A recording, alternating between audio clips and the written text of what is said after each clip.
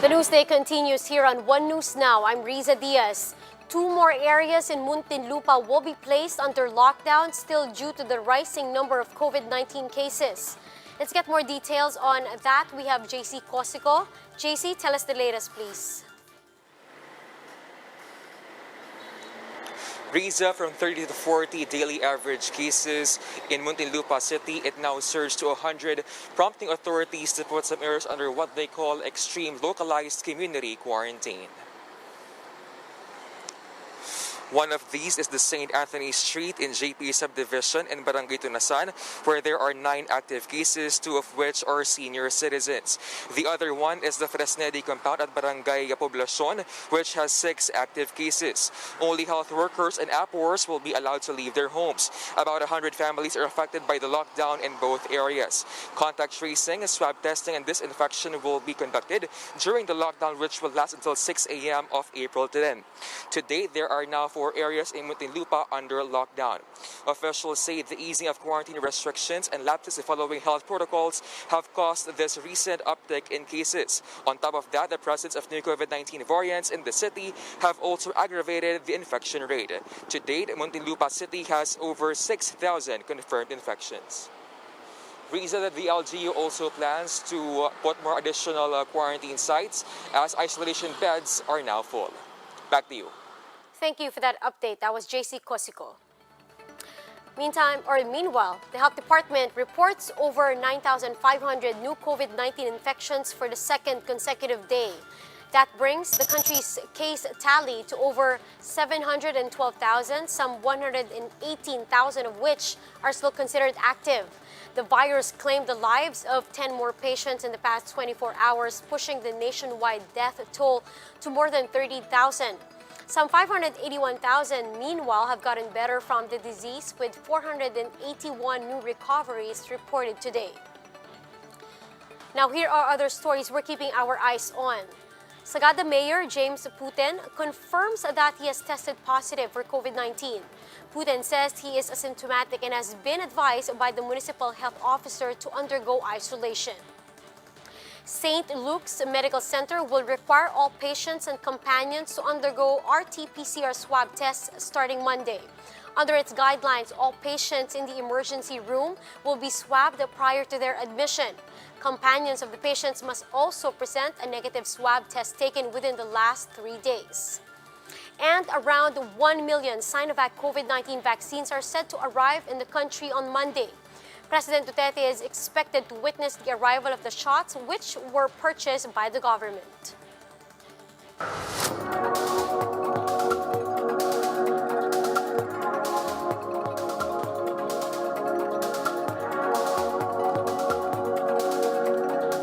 From plexi doors to private phone booths, Bloomberg reports the many ways the coronavirus could transform the open office post-pandemic. Let's watch this.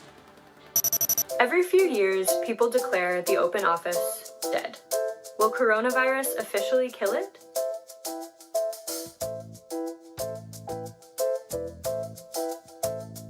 Companies love open office floor plans because they cut down on real estate costs and can stuff a lot of people into the same space.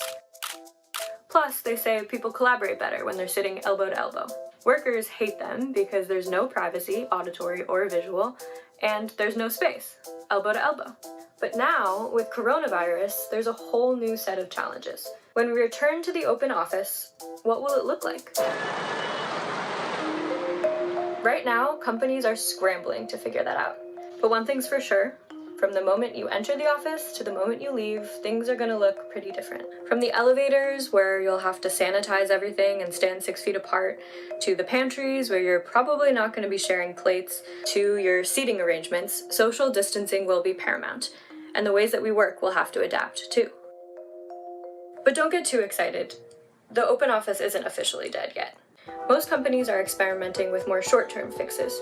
For example, Gensler, an architecture and design firm, has created a tool that identifies how many people you can fit in your space while still practicing social distancing. Maybe an 8-person bench will only have 3 people on it. The Netherlands branch of Cushman & Wakefield, a commercial real estate services firm, has developed a plan for a 6-feet office, where concentric circles on the floor show where to move and how to space to make sure you're really 6 feet apart from your coworkers. Other companies are buying up plexiglass dividers to put between people's desks. This home of tomorrow reveals new uses for plexiglass in walls, doors, and fixtures. Or buying phone booths, so you can teleconference your remote employees and get a little privacy. You'll have to sanitize them after use. Over the next few months, people will start trickling back into work. To reduce density, some of them will come back in shifts. Others will choose to or be forced to work remotely for the better part of the year. Is the way we work together going to change forever? Well, leases are long, construction is expensive, and the public health situation is changing by the day. For now, it's too soon to tell.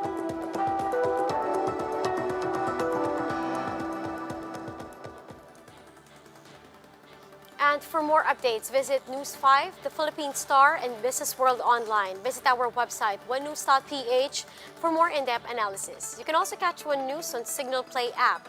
Register for a free account now at www.signalplay.com and stream One News live anytime, anywhere. Mask on, wash hands, and stay safe, Philippines. I'm Riza Diaz. We are One News.